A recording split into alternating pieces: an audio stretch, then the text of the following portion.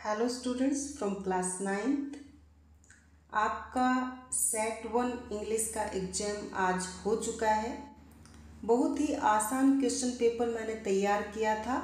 उम्मीद करती हूँ कि आप सबने बहुत अच्छा पेपर अटेम्प्ट किया होगा। तो आओ अब इसको सोल्व करते हैं। जिसकी भी जहाँ पर कोई कमी रही होगी वो अच्छे से समझ में आ जाएगी। तो लेट्स स्टार्ट। क्वेश्चन फर्स्ट है, वेयर वाज मार्गीज स्कूल। मार्गी का स्कूल कहाँ पर था? ऑप्शन ए है इन ए विलेज, एक गांव में नहीं था। ऑप्शन बी है in a city outskirt, city outskirts में भी नहीं था। ऑप्शन सी है इन दिल्ली, दिल्ली में भी नहीं था।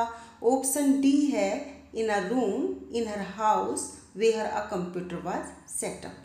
ये ऑप्शन सही है बच्चों, क्योंकि मार्गी का स्कूल उसके अपने ही घर के एक कमरे में जहाँ पर कंप्यूटर सेट किया गया था वहाँ पर था। अर्थात वो कंप्यूटर के थ्रू ही पढ़ती थी, वो ही उसका स्कूल था। अब नेक्स्ट क्वेश्चन है question number 2, punctuate. Ram lives in Delhi.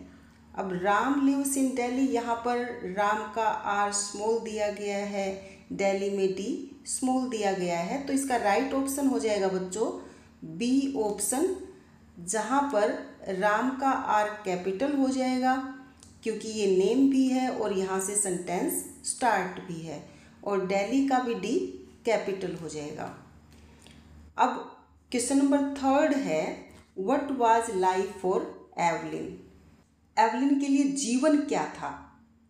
तो ऑप्शन ए है डांस, ऑप्शन बी है नेचर, ऑप्शन सी है म्यूजिक एंड ऑप्शन डी है ऑल।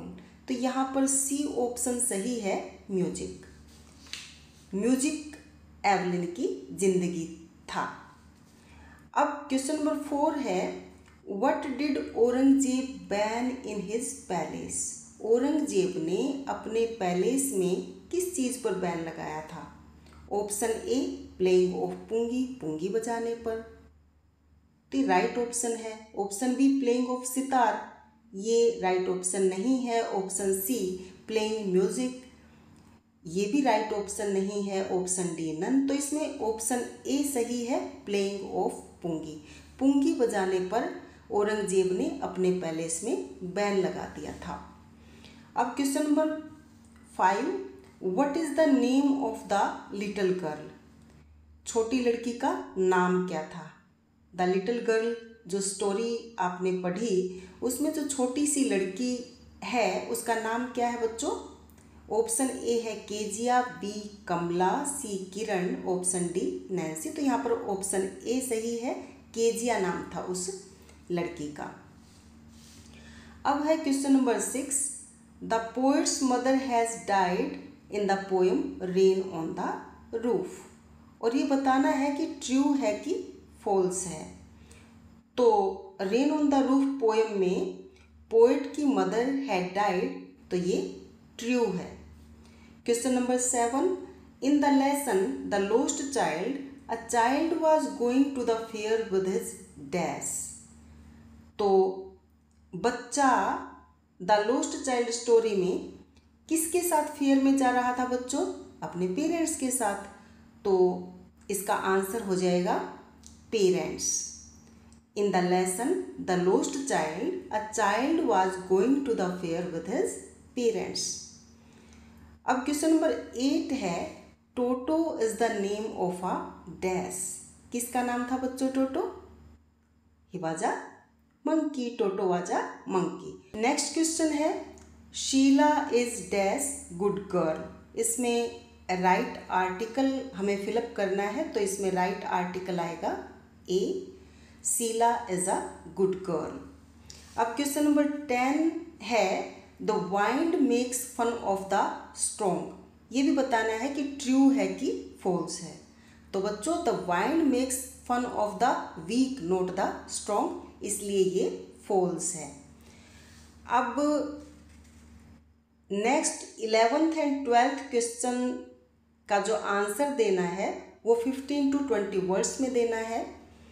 तो 11th क्वेश्चन है, हु वाज महेंद्र, महेंद्र कौन था, और व्हाट डिड ही डू, वो क्या कार्य करता था। ये question Eswaran the story teller part से लिया गया है।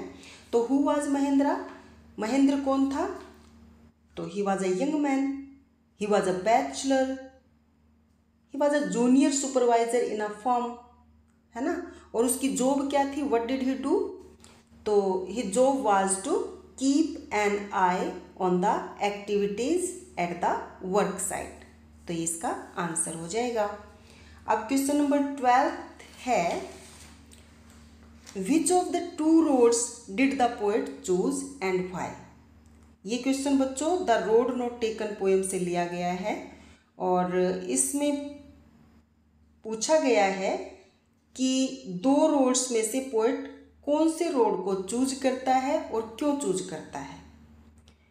तो हमने पोएम को पढ़ा है, दो रोड्स उसमें बताए गए हैं कि एक रोड वो था जो कि वेल ट्रोडन था, जहाँ पर बहुत सारे लोग आते जाते थे। एक दूसरा जो रोड था वो लेस ट्रोडन था, जहाँ पर बहुत ही कम लोग आते जाते थे। और पोएट कौन से रोड को चूज करता है, वो लेस ट्रोडन रोड को चूज करता है। क्यों चूज करता है, क्योंकि he didn't want to go by the trodden path, है ना। वो कुछ नए रास्ते पर चलना चाहता है, इसलिए उसने वेल ट्रोडन रोड को चूज करने के बजाय लेस ट्रोडन रोड को चूज किया। अब अगले दो questions 13th and 14th, in questions के आंसर्स हमें 20 to 35 वर्ड्स में देने हैं। और 13th क्वेश्चन है, how is a shehnai different from a pungi. एक शहनाई पुंगी से अलग कैसे होती है, मतलब शहनाई और पुंगी में क्या डिफरेंस है। तो ये question the shehnai of Bismillah Khan part से लिया गया है, और यहाँ पर पुंगी और शहनाई में डिफरेंस पूछा गया है। तो पुंगी क्या होती है, a pungi is made of a reed, है ना, वो सरकंडे से बनी होती है। But a shehnai is a pipe with a natural hollow. लेकिन शहनाई जो है एक नेचुरल सुराख वाली एक जो है पाइप वाली नली सी होती है, और it is longer and broader than the pungi. Pungi से ज़्यादा लंबी होती है और पुंगी से ज़्यादा चौड़ी भी होती है ना।